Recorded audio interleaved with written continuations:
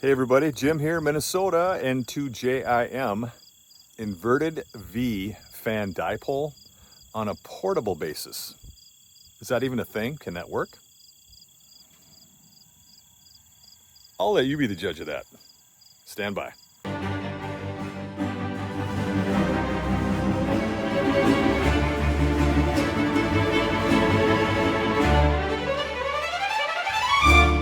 All right, I will endeavor to not be chatty Cathy and waste your time, so let's get right to it. Start at the top.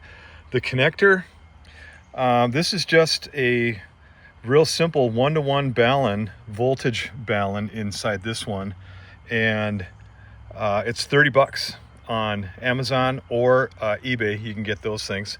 The wire that I use, I kind of overbuild everything, so this top element, the 20 gauge wire that everything kind of hangs on, I use 12 gauge for that. That's probably a little overkill, but that's kind of where the strain is, so I went heavy with that. And then the rest of these elements, these other 4 elements, are 14 gauge wire. You can also get these baluns with an eye hook version on those. I thought this was a better deal. So you can see here, I just used ring terminals, one for the 20, and then I could put 2 on each on the other bands.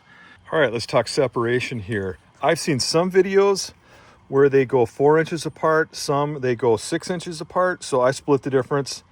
We're 5 inches apart. So we're probably at about 1.5 feet out where I got my first spacer. Okay, what is this? Okay, this is just 1/4 inch PEX pipe, okay, that you can get at the home store. You can get a 5-foot piece of this for $2.49. And here you can see that you just drill your hole in the PEX per the gauge of your wire. Okay, so what's going on in the middle here? This is another tripod. This is a speaker tripod from Amazon. Very beefy. The thing's rated to hold 100 pounds. You're only going to need a fraction of that. $28.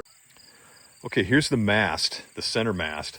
All this is a 12-foot telescoping carbon fiber utility pole you can get on Amazon for either $40 just the pole, or if you want to get like this boat hook attachment, they get you for another $20, so that's $59.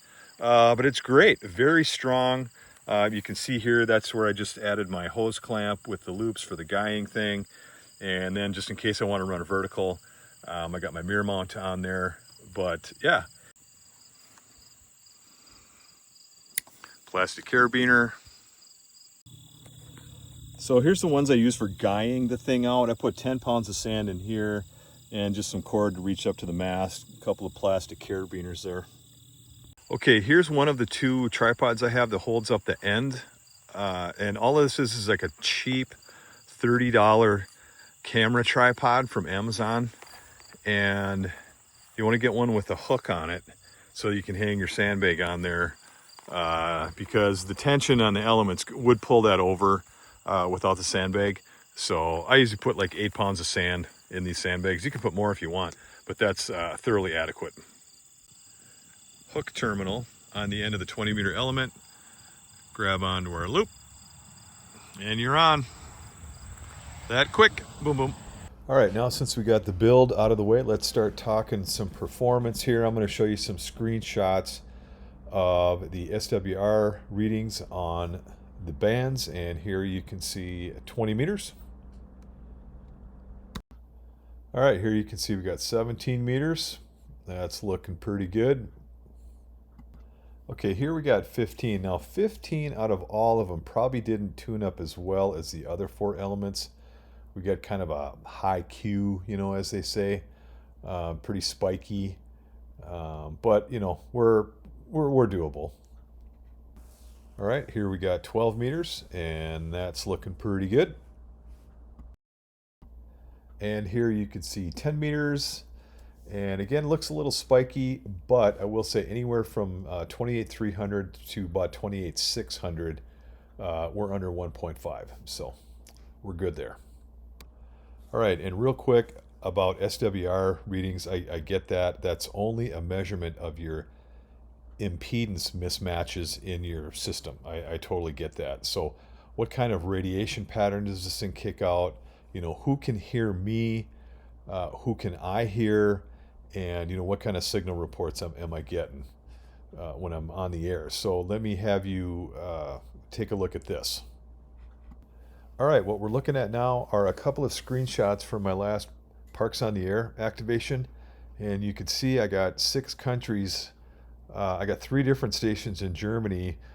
New country, Croatia. Never got anybody in Croatia before, so that's pretty fun. And I got contacts on all 5 of my bands on that thing. DX contacts on 10, 15, and 20 meters. So we're getting out. All right, there it is, kind of setting up next to the truck. And I will mention that it is very important that however you tune this baby, it must be set up that way every time, as far as the height of the mast and the slope and the height of the ends of the elements. If any of that kind of changes, then that could throw your tune off quite a bit.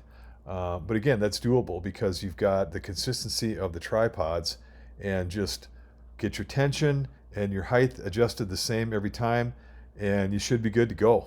I've had this thing in 2 different states, 200 miles apart, and I've yet to find a spot where I set it up and it's out of tune for some reason. I just haven't had that yet. So just switch the band on the radio and go. No more adjusting the vertical. I kind of feel like I'm cheating. All right, some final thoughts. Does it work? I don't know. I'm liking it. It sure is working out good for me. You know, this thing is cheap to buy. It's easy to build. It deploys easy. It works pretty darn good for me. It takes down pretty quick. I'm digging it. I'm digging it. So yeah, feel free to leave any comments. Again, a lot of personal preference involved in building this thing out. Totally open to any constructive criticism. That's cool. I learn, other people learn. So yeah, I hope you got some ideas on the antenna itself, or perhaps the tripods and the sandbags. Maybe that's giving you some ideas on some of your other setups to deploy. So hey, thanks again for watching, everybody. God bless. 73. We'll see you next time.